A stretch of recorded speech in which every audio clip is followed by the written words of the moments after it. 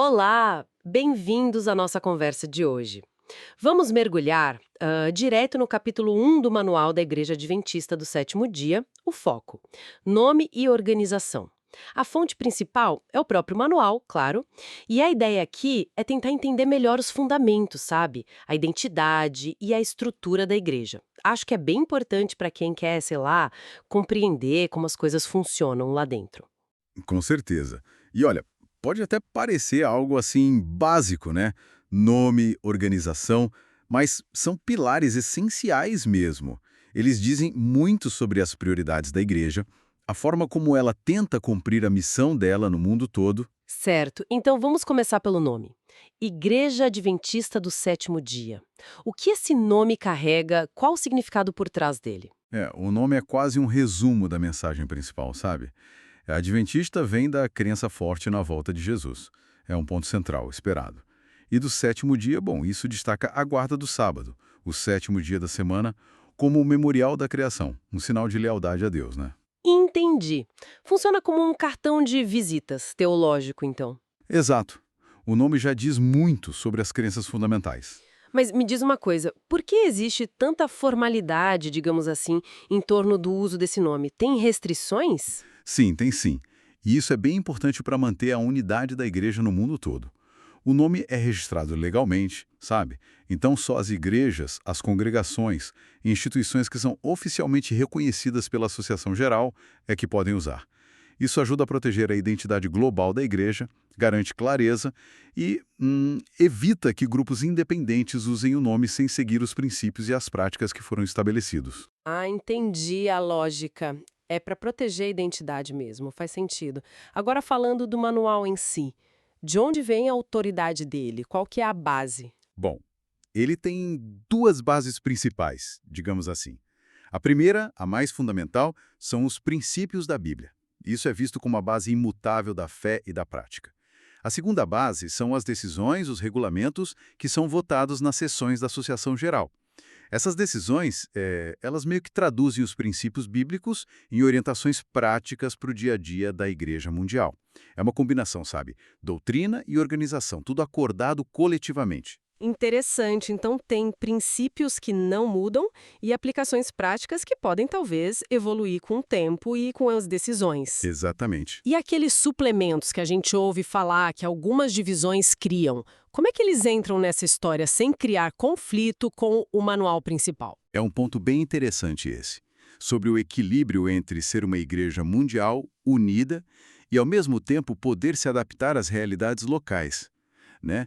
As divisões podem sim criar suplementos para atender necessidades específicas de cada região, mas tem duas condições bem importantes.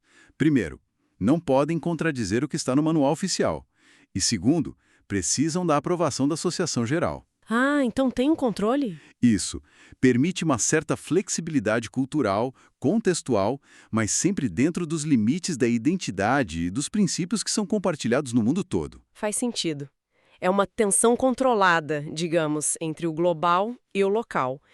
Poderia dar para a gente uma visão geral da estrutura organizacional? Às vezes parece meio complexa, com tantos níveis. Ela foi pensada para facilitar a missão em diferentes escalas, né?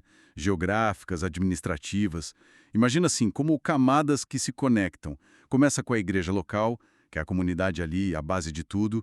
Várias igrejas juntas formam uma associação ou uma missão, que é mais regional. Essas associações e missões se agrupam em uniões, e as uniões formam uma divisão, que já cobre territórios bem grandes, tipo continentes. E lá no topo, coordenando tudo isso mundialmente, está a Associação Geral. É um modelo que busca ser eficiente na comunicação, na gestão dos recursos, tudo focado na missão. Ok, a hierarquia ficou clara. Mas sabe, algumas pessoas podem olhar para isso e pensar que é só burocracia. Qual a ligação real dessa organização toda com a missão da igreja no dia a dia? Existe uma base para isso? Ótima pergunta. A organização não é um fim nela mesma, né? É um meio. E ela encontra base, sim, no Novo Testamento. Se a gente olha o livro de Atos, por exemplo, vemos a igreja primitiva tomando decisões juntos, em concílios, né? Escolhendo líderes, organizando recursos para cuidar dos membros e para levar o evangelho adiante. Acredita-se que essa ordem, essa estrutura, reflete um princípio divino e é bem essencial para um corpo mundial funcionar de forma coordenada e eficaz na missão, claro. Entendi a lógica, tanto a funcional quanto a bíblica. E esse manual que guia tudo isso, como é que ele é atualizado? É um processo muito rígido para mexer nele? É um processo bem cuidadoso, sim. Mudanças mais substanciais no manual só podem acontecer por voto dos delegados do mundo inteiro, que se reúnem na sessão da Associação Geral. Isso acontece a cada 5 anos. Esse processo todo garante que haja um consenso global bem amplo para qualquer alteração significativa. Funciona como uma proteção, sabe? Contra decisões apressadas, ou doutrinas que surgem isoladas, ou até divisões internas.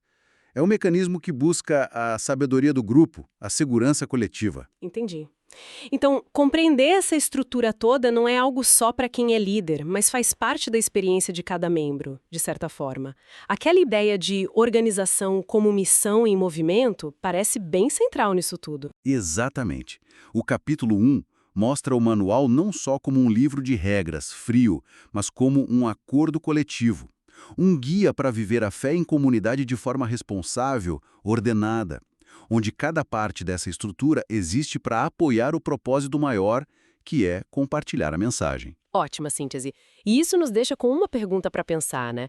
De que forma entender essa estrutura global, com seus níveis, seus processos, como isso pode enriquecer ou talvez até transformar o jeito como alguém participa e serve na sua própria igreja local? Pois é. E essa pergunta é o gancho perfeito, porque essa estrutura toda só ganha vida mesmo é na dinâmica das igrejas locais, no dia a dia. E é justamente o funcionamento e a organização da igreja local que a gente vai explorar um pouco mais na nossa próxima conversa.